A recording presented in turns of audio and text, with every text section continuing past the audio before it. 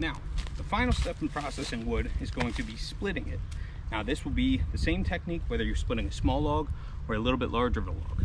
I like to put a little bit of a block, you know, sometimes you could split it on top of a splitting block that is elevated. For me, when I'm out in the woods and you don't have a pre-cut splitting block, I like to just put a little log in between my feet and the piece of wood that I'm splitting. Now, I want to try to aim to go right down the middle. That's pretty self-explanatory.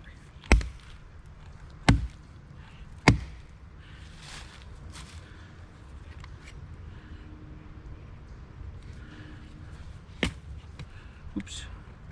You basically are just wedging this piece down. Now, this is pretty stuck, which is not a big deal. What I could do is just take another log, hit the back with my axe. And that'll just drive this piece down. Oh, we got a little straggler there, that's okay.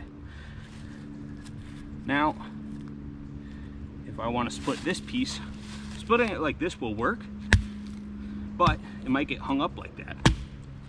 And now my axe is stuck. So what I like to do is lay it down and grab the tip and just finish the piece off. Now you have a split piece of wood. Now, depending on the pieces that you need, whether you're processing kindling or fuel logs, will determine how big these pieces are going to be. Now, if I want to split some real small pieces, if I have even a smaller hatchet or something like that, I could get down on my knees like this and it'll give me a little bit better control. So if I want to split these into 3 pieces, I can go on the side like that. And I've seen this, I see this all the time, where people will hold the log like that and then they'll hit it. Don't do that. It is a really, really bad technique and is a stupid tradition. I think it's like a manliness thing. I can speak, I've hit my hand with an axe before. I was splitting a log like this and my hand was just hanging over here. And as I glanced off the top, I swung and hit the top of my finger. I will tell you, it is no fun. So, if you are going to use a technique, keep your hand far away and just use a log to balance the pieces.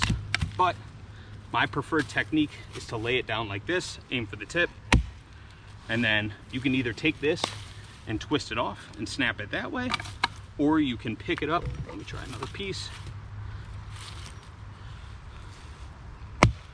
Or you could pick it up, tilt the wedge in, keep your extremities out of the way, and just tap it through.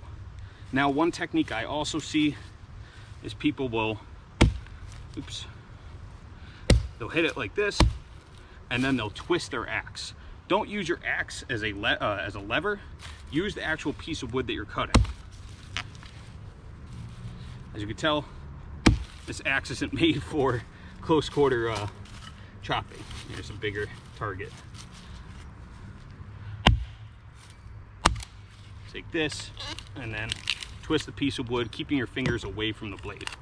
And basically, the same technique applies if you're splitting a bigger piece of wood, but you'll just choke up on the axe a little less and bury it in there. Now, as you work it out, be careful not to hit your fingers. And as you could tell, this cracked just pretty far down on the first blow. So on the second one, I'm going to aim to hit in the same spot. And your piece of wood is in half. Now the same technique applies if I want to split this. I can either split it, if I can get it to stand up, either split it like this, which for this piece of wood doesn't really work all that well, so I'll split it like this. And then twist the piece of wood. Come on. That completes the process of processing wood for a campfire.